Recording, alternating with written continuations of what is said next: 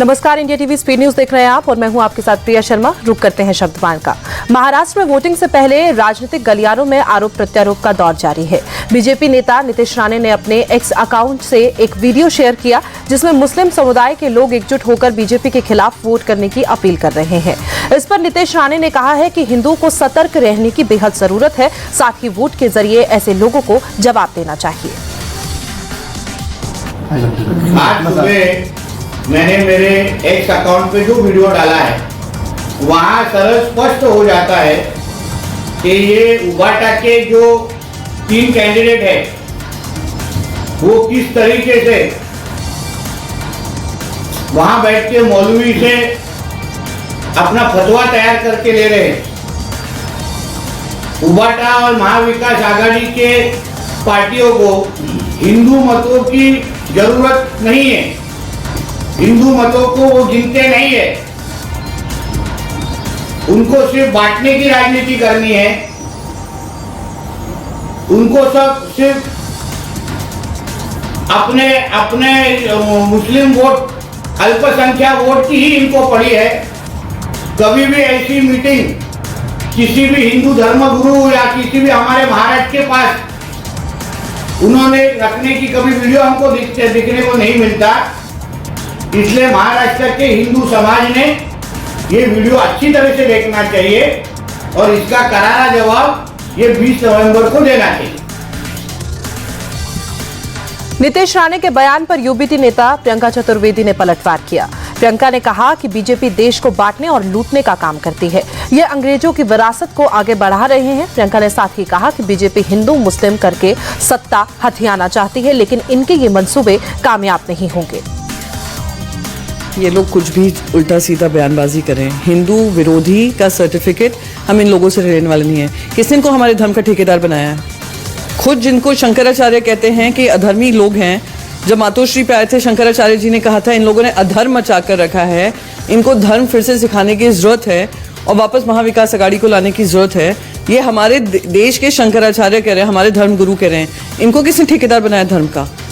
या आकर सिर्फ वोट काटना, बांटना, लोगों के बीच में उन्माद फैलाना, मराठा आरक्षण को लेकर जो लोग प्रोटेस्ट कर रहे थे उन पे लाठीचार्ज करना, मराठा बनाम ओबीसी करना, धनगर वर्सेस बाकी ट्राइबल कम्युनिटीज करना, हिंदू और मुसलमान विवाद करना, ये लोग वो लोग हैं। इस सत्ता में ये लोग ऐसे ही इन्होंने अपना काबिज किया है। जो ब्रिटिशर्स की धरोहर है ना, डिवाइड एंड रूल, वो भारतीय जनता पार्टी ने 1980 के दशक में जब फाउंडेशन डे था उन्होंने कहा था जो ब्रिटिशर्स ये लेगेसी छोड़कर गए वो लेगेसी हम आगे लेकर बढ़ेंगे। बीजेपी के सहयोगी और आरपीआई चीफ रामदास आठवले ने कहा है कि पीएम मोदी का संकल्प है सबका साथ सबका विकास। इसमें मुसलमान भी आते हैं। पीएम मोदी मुसलमानों के खिलाफ नहीं है, जानबूझकर हमारे खिलाफ दुष्प्रचार किया जा रहा है। लोकसभा चुनाव में ज्यादातर मुस्लिम वोट महाविकास आघाड़ी को मिला था, लेकिन इस बार नहीं मिलेगा। मोदी साहब का कहना यह है कि भाई सबका साथ सबका विकास, ये जो उनकी भूमिका है उसमें मुस्लिम भी कम्युनिटी आती है। इसीलिए मुझे लगता है कि हम मुसलमान के खिलाफ नहीं है, मोदी मुसलमान के खिलाफ नहीं है। जानबूझकर इसी तरह का प्रचार किया जा रहा है, मौलाना को भड़काया जा रहा है और इस वक्त कोई कुछ मौलाना कुछ कोशिश तो करेगी, लेकिन बाकी के बहुत सारे मौलाना हमारे साथ भी है और वो भी अपने समाज को बताएगी। लेकिन इस वक्त जिस तरह लोकसभा में मैक्सिमम मुस्लिम कम्युनिटी का वोट मतलब अपने महाविकास आघाड़ी को मिला था, वैसा इस वक्त नहीं मिलेगा। और अब बात करते हैं जम्मू कश्मीर की सियासत की। 370 के मुद्दे पर विधानसभा में जमकर हंगामा हुआ। विधायकों के बीच हाथापाई हुई। सत्ता पक्ष और विपक्षी बीजेपी के विधायकों ने एक दूसरे का कॉलर पकड़ा और धक्का मुक्की की। इस पर डिप्टी सीएम सुरेंद्र कुमार चौधरी ने कहा कि बीजेपी विधायकों ने सदन में हुड़दंग किया।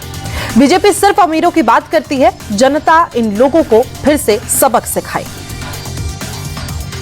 जो आज बीजेपी ने हाउस के अंदर किया, डेस्कों पे चढ़े, कुर्सियों पे चढ़े, स्पीकर साहब अंदर बैठे हुए थे, चेयर पे बैठे हुए थे, ये हाउस की बदतमीजी है, ये हाउस की तौहीन है, ये हाउस के हमारे जो स्पीकर हैं उनके साथ बदतमीजी है। इसलिए जो पार्टी कहती है हम डिसिप्लिन है, क्या यही डिसिप्लिन है? हम बात कर रहे हैं ये रेजोल्यूशन है स्पेशल स्टेटस का, स्टेटहुड का, तो ये सिर्फ और सिर्फ लोगों के मुद्दों का है। गरीबों की आवाज़ हमने उस हाउस में रखी है, ये अमीरों की आवाज़ लेके चल रहे हैं। अब फैसला लोगों ने करना है कि आपने अमीरों के साथ चलना है या गरीबों के। नेशनल कॉन्फ्रेंस गरीबों के साथ है, ये चंद लोग अमीरों के साथ हैं। लोग अब जवाब देंगे। और इसके बाद बीजेपी नेता कविंदर गुप्ता ने कहा कि एनसी और पीडीपी जम्मू कश्मीर का माहौल खराब करना चाहती है। बीजेपी विधायक प्रस्ताव के खिलाफ नारेबाजी कर रहे थे। हम विपक्ष की भूमिका निभा रहे हैं, लेकिन स्पीकर ने मार्शलों की मदद से हमारे विधायकों को सदन से बाहर कर दिया।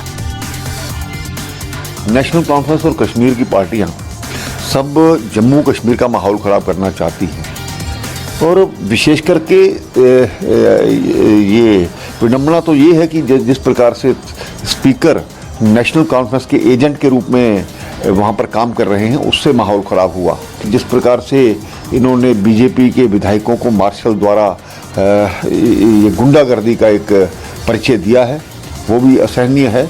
हम पिक्चरों में साफ देख सकते हैं कि किस प्रकार से भारतीय जनता पार्टी के विधायकों को धक्के मार करके वहाँ से निकाला गया।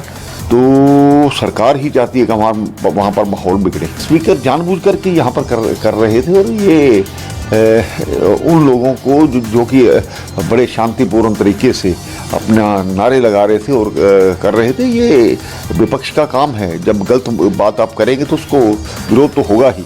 तो उसके बावजूद जिस तरह से बुरी तरह हम पिक्चर्स में देखें तो धक्के मार करके उनको जैसे ले जाया गया है, तो चोट लगना तो तय था।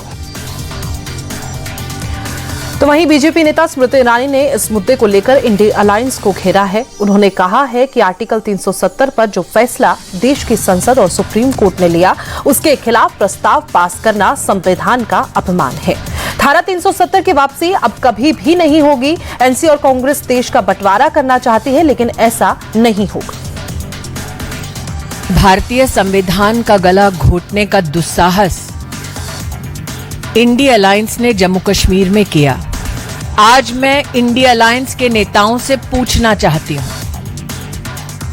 कि भारत की पार्लियामेंट और सुप्रीम कोर्ट का जो निर्णय सबको मान्य है, उस निर्णय का अपमान, उस निर्णय की अवहेलना करने का अधिकार कांग्रेस को, एनसी को देश में किसने दिया? कांग्रेस और इंडिया अलायंस के नेताओं का टैक्टिकल समर्थन दिखाता है उग्रवाद और आतंकवाद के समर्थन में। लोकतांत्रिक ढांचे के माध्यम से एक चुनी हुई सरकार विकास के मुद्दों पर काम करने की बजाय, भारत को जोड़ने की बजाय भारत को तोड़ने का प्रमाण दे रही है।